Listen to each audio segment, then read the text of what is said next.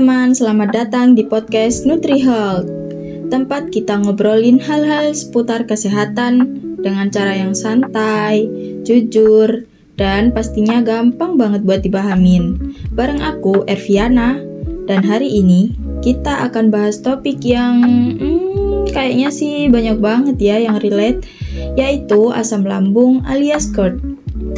Ya ampun, penyakit ini tuh kalau lagi kambuh ya, bisa bikin hidup berantakan banget tahu. Mau makan susah, tidur gak nyenyak, kerja juga jadi gak fokus deh. Nah, biar kita tuh gak terus-terusan dikendalikan sama si asam lambung ini nih, aku udah kedatangan tamu spesial yang udah sering banget ngasih edukasi soal pencernaan dan kesehatan lambung. Halo Dokter Ines, apa kabar hari ini? Hai Erviana, kabar baik nih. Akhirnya bisa juga nongkrong di podcast NutriHealth ini. Dan bener banget nih, temanya tuh kali ini seru banget. Karena tiap hari ada aja pasien yang datang sambil bilang, "Dok, asam lambung saya naik lagi nih," kayak gitu. Iya ya dok, padahal banyak loh yang ngira itu cuma mah biasa. Jadi kayak tinggal minum obat, terus udah deh beres. Padahal kalau dibiarkan bisa jadi lebih serius dan ganggu aktivitas banget itu. Iya, banyak yang baru sadar setelah gejalanya makin parah. Padahal kan kalau dari awal udah tahu penyebab dan cara ngontrolnya, asam lambung tuh bisa banget dijinakan tahu. Setuju sih, makanya kita bahas tuntas deh kali ini tentang asam lambung di episode kali ini, biar teman-teman pendengar juga bisa lebih melek soal si asam lambung yang membandel ini.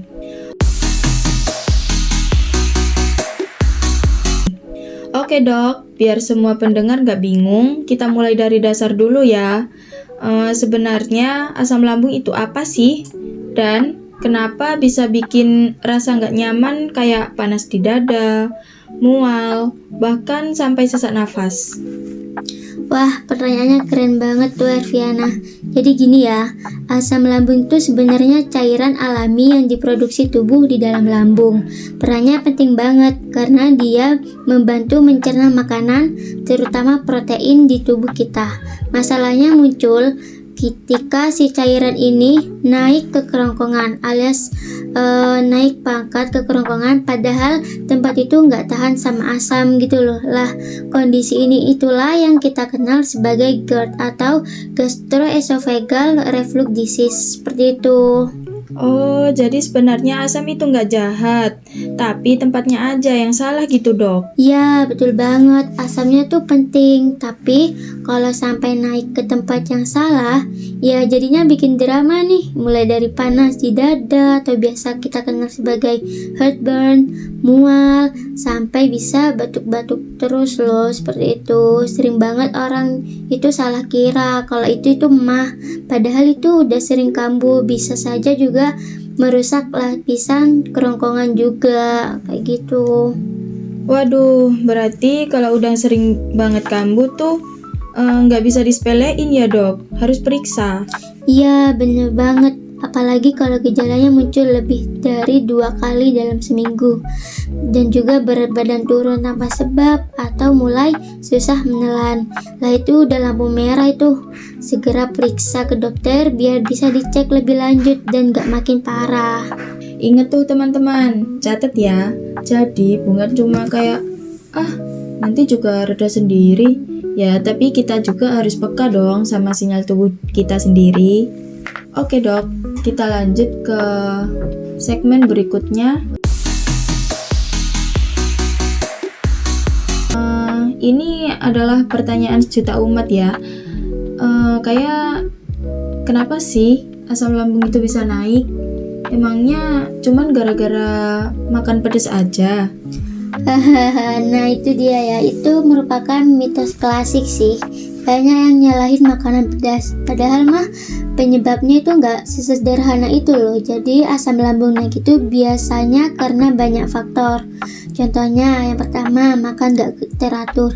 Nah, banyak nih orang yang suka skip sarapan Malah makan malamnya itu besar banget dan porsinya itu 2 kali lipatnya.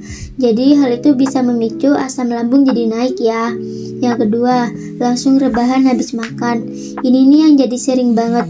Apalagi anak zaman sekarang nih habis makan tuh biasanya langsung scroll TikTok, lanjut rebahan. Lah, posisi rebahan ini tuh bikin gravitasi nggak bantu nahan asam. Jadinya gampang naik ke kerongkongan asam itu. Yang ketiga itu stres dan cemas. Ini sering diremehin, padahal stres bisa banget ningkatin produksi asam lambung. Jadi kalian jangan heran ya kalau lagi stres dan lagi cemas tuh tiba-tiba perut kalian itu sakit. Karena ya stres sendiri merupakan yang dapat meningkatkan asam lambung seperti itu. Juga konsumsi kopi, soda dan gorengan. Nah, kalau kebanyakan bisa bikin gejala makin parah. Dan yang terakhir itu banyak yang gak nyangka, yaitu pakaian ketat di area perut. Pakaian ketat ini bisa banget menekan lambung dan memicu terjadinya reflux pada lambung seperti itu. Aduh, aku jadi ngerasa ke-trigger nih dok. Soalnya aku kalau habis makan tuh kadang langsung rebahan sambil scroll TikTok atau sosmed-sosmed yang lain gitu. Besok paginya perutnya langsung protes deh. Nah, itu dia, banyak banget yang gak sadar kebiasaan kecil kayak gitu bisa jadi biang keroknya. Padahal kalau kita udah ubah dikit aja pola makannya atau timingnya, efeknya bisa jauh lebih baik buat lambung kita. Ingat tuh guys, jadi intinya bukan cuma soal jangan makan pedas, tapi gimana cara kita ngatur gaya hidupnya juga ya dok. Exactly ya, kalau gaya hidupnya udah benar, asam lambung juga bakal lebih kalem loh.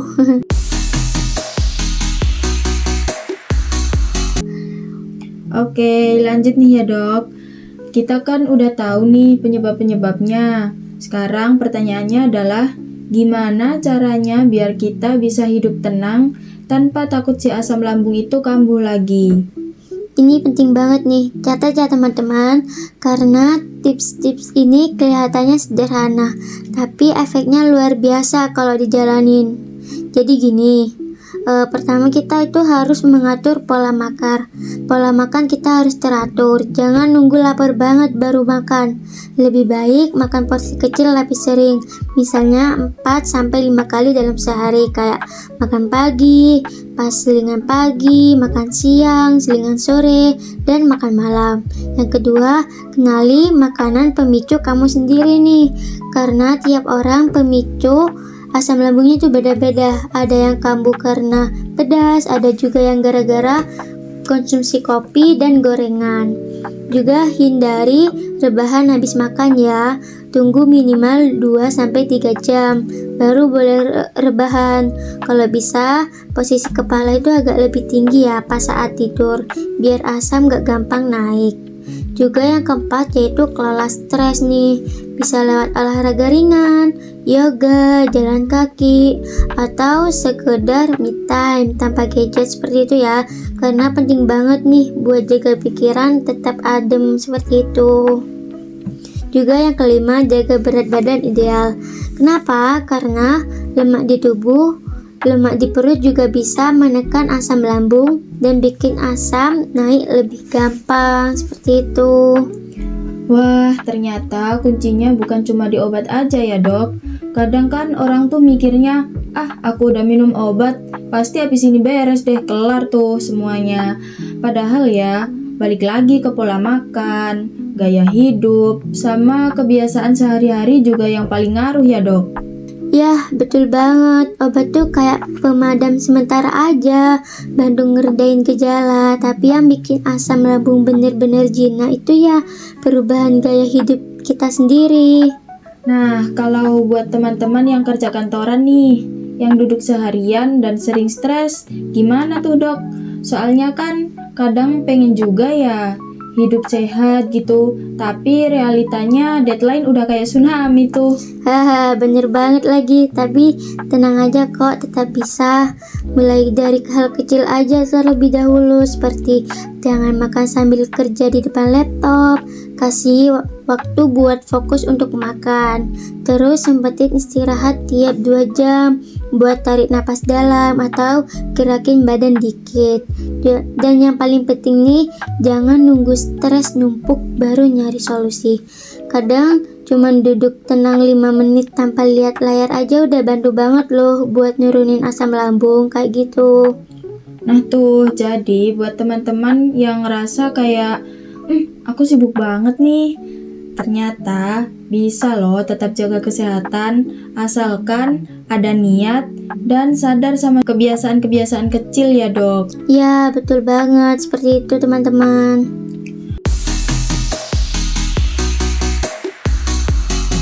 Oke dok, sekarang kita masuk ke segmen yang paling ditunggu-tunggu nih. Wah, apa tuh? Ya, mitos atau fakta. Kan banyak banget nih yang berseliweran di media sosial soal asam lambung. Kita bahas bareng-bareng ya dok, biar pendengar gak makin bingung juga. Aturannya simpel aja, aku bacain satu-satu, dokter nanti jawab cepat, terus kasih penjelasan singkat. Oke, siap? Siap. Oke, yang pertama nih dok, minum susu bisa menetralkan asam lambung, mitos atau fakta? Mitos atau fakta ya? Apa ya? Mitos deh kayaknya. Enggak sih, cuman mitos sebagian aja, karena susu memang bisa bikin perut terasa nyaman di awal, tapi itu tergantung beberapa jenis susu. Apalagi jika susu yang tinggi lemak itu malah bisa memicu produksi asam baru. Jadi jangan asal minum susu ya. Saya sarankan untuk konsumsi susu yang rendah lemak. Seperti itu ya teman-teman. Wah, aku baru tahu nih. Oke deh, lanjut ya. Yang kedua, asam lambung cuman menyerang orang tua, mitos atau fakta? Nah, kalau ini udah jelas tahu ya jawabannya, ini mitos ya teman. Sekarang justru banyak banget anak muda yang kena GERD karena gaya hidup yang serba cepat, makan gak teratur, dan stres yang tinggi. Jadi bukan masalah umur ya, tapi kebiasaan seperti itu. Setuju banget sih. Oke deh, lanjut lagi ya dok. Yang ketiga yaitu tidur setelah makan bisa bikin asam lambung naik. Mitos atau fakta? Fakta, kalau langsung rebahan atau tidur setelah makan, kan tadi sudah saya jelaskan nih, kalau gravitasi itu belum sempat bantu nahan asam di lambung. Akhirnya ya naik deh. Idealnya sih tunggu 2-3 jam sebelum tidur. Wah, not banget tuh ya teman-teman. Terakhir nih dok, minum obat lambung tiap hari bisa bikin ketergantungan. Mitos atau fakta? Mitos atau fakta ya? Apa tuh? Kayaknya fakta deh. Enggak mitos dong, karena obat lambung itu aman asal sesuai dosis dan anjuran dari dokter ya. Justru yang bahaya itu kalau tiba-tiba berhenti sendiri padahal belum pulih total, kayak gitu ya. Nah tuh teman-teman, jadi penting banget ya, karena banyak yang ngerasa kayak udah enakan, jadi langsung stop gitu aja obatnya, padahal kan belum tentu sembuh. Nah, betul banget. Jadi kita tuh harus sabar dan juga ikuti arahan dokter ya, biar nggak kambuh lagi. Jangan tiba-tiba asal berhenti konsumsi obat, seperti itu. Oke dok. Wah, gak kerasa nih ya, udah hampir 20 menit loh kita ngobrol. Seru banget kan? Ya, seru banget lagi. Gak kerasa. Ya, jujur ya, banyak banget tahu insight yang aku dapat hari ini. Mulai dari penjelasan soal asam lambung yang ternyata itu adalah hal yang alami. Tapi bisa bikin rusuh tuh kalau udah naik ke tempat yang salah. Sampai tips-tips hidup tenang yang ternyata simple, tapi efeknya gede ternyata. Ya, bener banget tuh Arviana. Intinya tubuh kita tuh cuma minta dijaga aja ritmenya. Makan teratur, pikiran tenang, sama jangan lupa istirahat yang cukup ya. Kalau 3 hal itu jalan, lambung juga bakalan ikut happy dong. Kalem-kalem aja juga lambungnya nggak akan marah. Setuju banget tuh dok. Makasih banyak ya udah nyempetin waktu dan berbagi ilmunya bareng kita. Dan buat teman-teman pendengar, jangan lupa share episode ini ke orang-orang yang sering ngeluh tuh soal asam lambungnya. Siapa tahu bisa jadi penyelamat buat hari-hari mereka. Nah, betul banget karena berbagi info sehat itu keren loh. Oke deh, sampai ketemu lagi di episode selanjutnya bareng aku, Erviana, di podcast NutriHealth.